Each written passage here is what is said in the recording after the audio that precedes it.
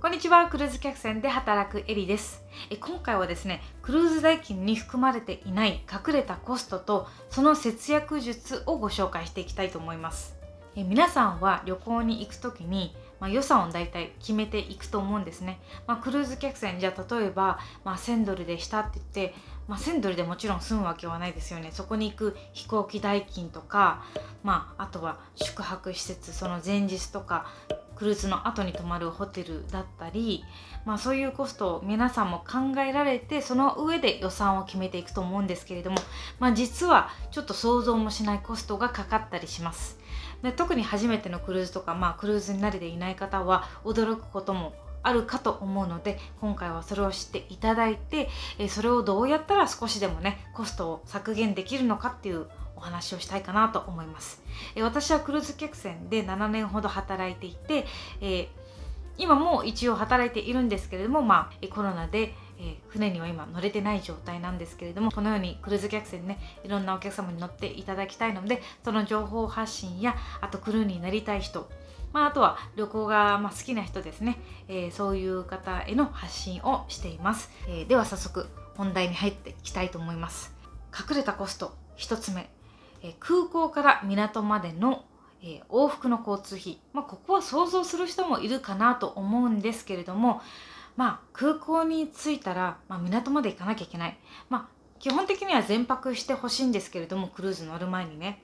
そしたらホテル代もかかってしまいますが、まずは空港からホテルとか、ホテルから、港、これがね意外とかかってくるんですよ。で、初めての方がやりがちかなと思うのが、特に海外ね、皆さん不安なんで、クルーズ客船が用意する送迎とか、乗りがちだと思うんですね。乗っていいですよ、乗っていいんですけれども、コストを削減したいんであれば、ここはね乗らないことをお勧めします。なんでかというと、クルーズ客船の、オファーするサービスは基本的に割高です。割高ですけど安心ですよ。安心だけど安心料として、割高になってるっていうところで、そこをどこを大切にするかですよね。例えばあんまりいないかもしれませんけれども、一人でご乗船される方は船が提供するバスとかね、シャトルとかを、サインアップして、そこに金額払うのはいいと思います。ただ、2人以上であれば Uber とかタクシーを使った方がいいかと思いますね。海外行った時にはね、空港とかで Uber のアプリをぜひともダウンロードしていただいて、タクシーより安いですから、大体の場合は。なので Uber で、目的地まで行かれることをお勧めします。2つ目、船の Wi-Fi ですね。大体の船では、Wi-Fi は購入しないといけないです。時間でどのぐらい使ったかによってどんどんチャージする場合もあるし、何時間パッケージとか何日パッケージとか言って購入する場合がほとんどです。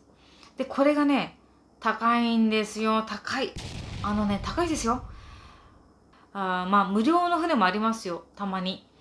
小さい船とかねありますけれども、大体のところを払うと、それは意外とお金がかかるってことで、乗船する前に知っておいた方がいいと思います。で、ここで節約するためには、使わないことが一番ですって、ちょっとそんな当たり前のこと言ったら怒られちゃうんで、言うとすると、どのくらい高いのかというと、金額はクルーズ会社によってまちまちで、プランもたくさんあるのでこれは一例ですが、例えばロイヤルカリビアンは1日24時間で約2000円、プリンセスクルーズは使った分だけ支払うと1分85円とか90円くらいします。カーニバルクルーズでは1日24時間で1300円、少しスピードの速いものにグレードアップすると1800円くらいです。乗船前にインターネットのパッケージを事前購入しておくことです。例えば、1日1300円のカーニバルのスタンダードプランは事前申し込みで約1100円。プレミアムパッケージは1800円が1500円くらいになります。なので、船上で絶対にインターネットが必要と分かっている方は、事前に申し込みを済ませておきましょう。3つ目、チップ代金です。海外にあんまり行かれない方でも、海外にはそのチップ制度っていうか、そういう文化があるのはご存知だと思います。サービス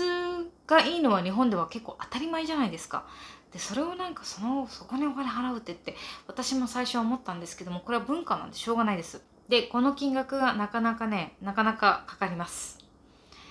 だいたいラグジュアリー船はこのチップ代金がクルーズ料金に含まれているのでかかりません。で、支払う方法は2つあって、まずクルーズ代金を支払うときに、そのチップ代もクルーズ代金と一緒に先に支払ってしまうか、後払いっていう方法もできます。で、後払いにすると、クルーズに乗船された後に、お客様一人一人にアカウントがあるんですけれども、そのアカウントにチャージされて、クルーズを下船するときにお支払いって形ですね。で、このチップ代がじゃあどれぐらいかかるのか。だいたい平均で1人1日12ドルから18ドルぐらいですね。そのぐらいかかります。1人1日ですね。で、この12ドルっていうのはどこにかかってくるかっていうと、あなたの客室係、お部屋を掃除してくれる人や、レストランやバーでサービスしてくれるスタッフたち、あとは裏方ですね。裏方でも、皆さんの、旅が素敵なものになるようにということで一生懸命裏方で働いてくれるクルーがたくさんいます。その人たちに均等に行き渡るようになってるんですね。でそれがまるっとまとまって12ドルっていう形になってます。最低の12ドルで計算してみましょう。7日間のクルーズに乗ったとして1人の場合だと84ドル、今105円ぐらいで計算したとして約9000円ぐらいで、これがカップルだと168ドル、だいたい1万8000円ぐらいで、これで4人家族だと336ドル、もうね3万6000円ぐらいになっちゃうんですよ。もうそれとかもアウチって感じですよね。なんかクルーズ代金払ってるのにプラスチップ代で3万、6000円かみたいになりますよね。これね、クルーズのアカウントをちゃんとチェックしてないと、知らず知らずに赤ちゃんの分までチップ代を払うんですよ。赤ちゃんも1人1日12ドルですよ。でここで節約術というとこなんですけれども、これね、赤ちゃんの分とか消すことができます。自分でねピンって消せるわけじゃないですよ、もちろん。どういう方法かというと、まずクルーズ客船に乗船するときに、クルーズ代金をまず払うときに一緒に払わないでください。後払いにしましょう。で、クルーズ客船に乗船しました。乗船したその日にはチップ代はチャージされません。ただその後半にかけて自動的にチャージされるので、そのチャージが入った後にフロントデスクに行って赤ちゃんの分の、チップ代を外してくださいって言ったら、フロントデスクの人が、マニュアルでね外してくれます。あとはもちろんあなたがこのクルーズでもうハッピーだと、もうみんなすごいよくしてくれて、こんなクルーズもみんなにもっとありがとうを伝えたいっていうのであれば、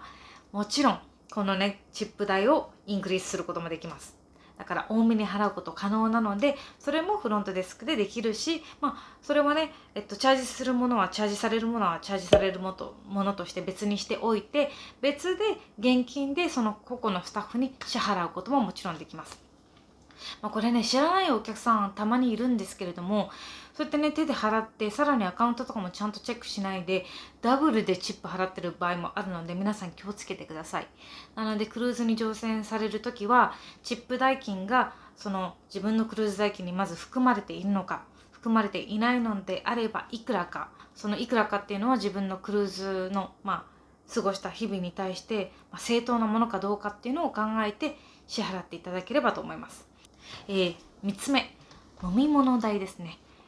飲み物代、含まれてんじゃないのかと思うかもしれませんが、これはね半分含まれていますけど半分含まれていませんっていう回答ですね。お食事をする際に飲む飲み物に関しては無料なんです。レストランであってももちろんアルコールとかちょっと特別な、飲み物に対しては金額が変わってきます。でこれがね意外とかかるんですよ。まず、バーに行った時とか皆さんねちゃんとドリンクを頼んだらチェックしましょう。そこにちゃんと何%のサービスチャージが入ってます。クルーズは全部入ってます。船の上、例えばあなたがマッサージ行きたいなと思ってスパに行ったらだいたい 18% ぐらいのサービスチャージが入ってるんですけれども、それをあなたが読み方を知らないと入ってるのにもかかわらず何ドルとか書いちゃうとダブルで払うことになるので、ちゃんとねレシートはよくよく読んで確認してからサインしましょう。この節約術なんですけれども、お酒飲む人はお酒飲む人でもドリンクパッケージはそこまでおすすめしないですね。計算するとクルーズによるんですけれども、1日8杯ぐらい飲まないと元が取れなかったりするし、そのドリンクパッケージにもちゃんとサービス料金がかかってるんですよ。それは個々の判断に任せますが、個人的にはドリンクパッケージはそんなにおすすめしないですね。それは別として、どういうふうにじゃあちょっと節約したらいいのかっていうのは、まずね、水筒を持ち歩くようにしましょう。ペットボトルの空のペットボトルでもいいし、個人的には水筒の方が、清潔を保っているので、水筒がいいかなと思いますけれども、でその水筒を持って例えば、ビュッフェとか行く時に大体飲み物自分で取れるようになってるんで、そこで水とか汲んだりするといいと思います。気にされない場合は、船のその蛇口から出てくるお水は、飲めるようになってるんですね。なので、そこから飲んでもいいです。ただ個人的に私はそういうのちょっとね、味とか気になるので私は飲まないですけれども、気にならない人はそれでもいいと思います。で、あとは乗船される際にペットボトルとか、ポッて持っていくのもいいかもしれないですけれども、最近ではカーニバルとか、船側が、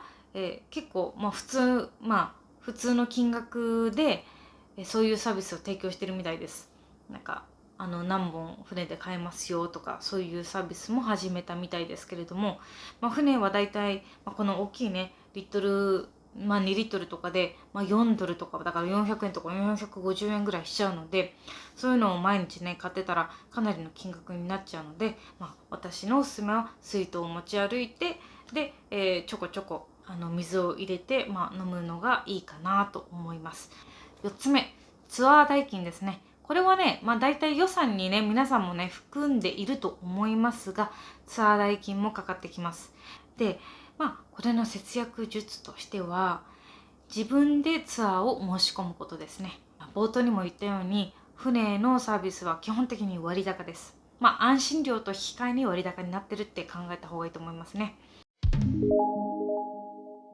クルーズ客船のツアーとツアー会社に自分で直接申し込んだツアーとでは、ほぼ 100% 自分で予約した方が安く済みます。ただ言葉の壁があるので、海外で日本語のツアーに申し込むとそれはそれで安くないかもしれません。クルーズ客船を予約したら、寄港地でやりたいこと、行きたいところなどを計画しましょう。お買い物に行くとかカリブ海でビーチを楽しむようなクルーズであれば無計画でも問題ありませんが、例えばアラスカでヘリコプターに乗って氷河を見たいやクジラを見るツアーなどはツアーに参加しないといけないので、事前に計画が必要です。あらかじめ現地のツアー会社を探して予約しておけば、港からの送迎サービス付きのものも多いので安心です。また、目的地があってそこに行きたいだけであれば、港からウーバーやタクシー、レンタカーを使って行く方法もあります。ただ、これにはですね、もちろんリスクも伴って、外部で委託したツアーが例えば何らかの理由で遅れてしまいました。船が出港する時間に間に合わなかった場合ですね、これもアウトです。船のツアーに申し込まれた人はもちろんどんな理由があってもお客さん置いていかないので、そういう安心はあります。あとは例えば天候が急に悪くなったとして、そのポートにその港に行けなかった場合、その港がキャンセルになってしまった場合とか、そのツアーの時間に間に合わないなった場合は、自分でツアー会社に連絡してキャンセルをどうするかとか、ツアーの時間が変更できるとか、そういうのをやらないといけないので、そういうストレスはあります。安心料を取るか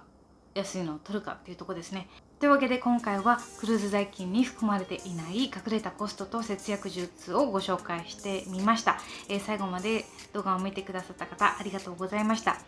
もしも何かね、クルーズ客船に関してとか質問がありましたらコメント欄に書いていただければと思います。で、この動画が役に立ったないいなと思ったらいいねとチャンネル登録もしていただけると個人的に頑張ろうと思うので、サポートの方よろしくお願いします。ではまた。チャオ。